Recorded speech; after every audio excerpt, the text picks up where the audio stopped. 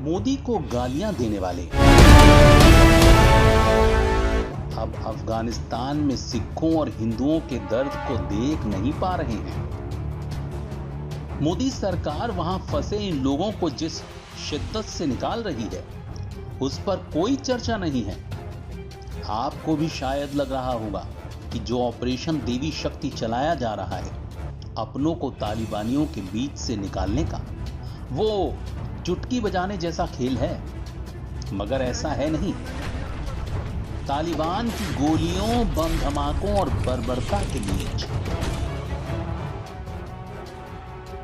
पहली चुनौती अपने देश की धरती से ही शुरू हो जाती है, क्योंकि भारत से अफगानिस्तान जाने का सबसे छोटा रास्ता पाकिस्तान होकर है, जहां से जाना भारतीय सेना के विमानों के लिए आसान नहीं है। ऐसे में रास्ता चुना जा रहा है ईरान होकर, मगर ईरान से भी अपनी सेना के लिए उसका एयर स्पेस इस्तेमाल करने की इजाजत लेना आसान नहीं था। लेकिन मोदी हैं तो सब मुमकिन है। दूसरी चुनौती है कि सेना का विमान सीधा काबुल एयरपोर्ट पर नहीं उतारा जा सकता, क्योंकि काबुल में तालिबानी कब्जा है। भारत तालिबानियों पर भरोसा नहीं कर सकता, इसलिए वहां ज्यादा देर तक भारतीय सेना अपना विमान नहीं रोक सकती। तो इसके लिए सरकार ने चुना है कजाकिस्तान एयरपोर्ट को।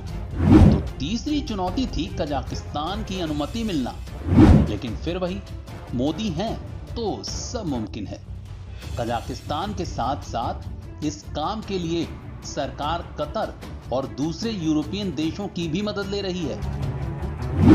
चौथी चुनौती ये थी कि हमारे लोगों को काबुल एयरपोर्ट तक कैसे पहुंचाया जाए, क्योंकि रास्ते भर तालिबान लड़ाका चेक पोस्ट पर तैनात हैं। वो सबकी तलाशी ले रहे हैं, हर तरह की मुश्किलें खड़ी कर रहे हैं, उनके पास खतरनाक हथियार हैं। तो भारतीय अफसर इन चेक पोस्ट पर माथापच्ची करके लोगों को एयरपोर्ट तक पहुंचा रहे हैं। पांचवी चुनौती है एयरपोर्ट पर मची अफरा तफरी, जिसकी वजह से यहाँ एक जगह इकट्ठे हो पाना संभव नहीं है। तो इसके लिए इंतजाम किया गया एयरपोर्ट के पास ही एक बड़े गैराज का।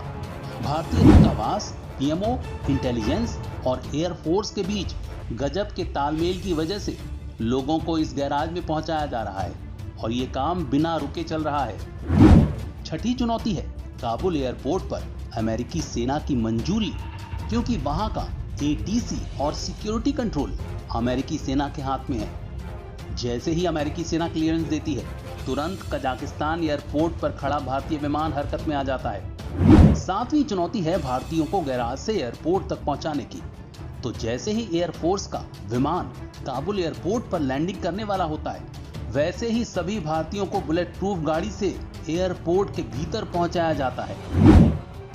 अब आठवीं चुनौती होती है ये प्रक्रिया बेहद सुरक्षित तरीके से चुटकियों में की जाए। तो इसके लिए हमारी स्पेशल फोर्सेस पोजीशन लेती हैं और अधिकारी लोगों को तुरंत प्लेन में चढ़ाते हैं।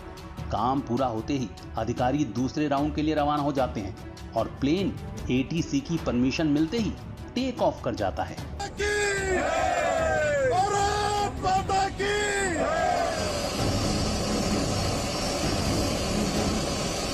मगर चुनौती यहीं खत्म नहीं हो जाती। हिंडन एयरबेस पर इन्हें उतारने के बाद कोविड प्रोटोकॉल का पालन, जरूरी क्वारंटाइन पीरियड, इनका खान पान, मेडिकल सुविधाएं और इन्हें घर तक पहुंचाना।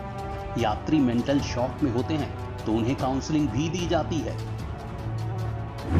ये काम करने वाले हीरो हैं भारतीय सरकार, हमारा विदेश मंत्रालय, हमारी स्पेशल फोर्सेस, अफगानिस्तान में डटे अधिकारी और कर्मचारी और गुमनाम इंटेलिजेंस के लोग। और कमाल ये है कि इतने मुश्किल मिशन के लिए देश में एक भी ताली नहीं बजाई जा रही।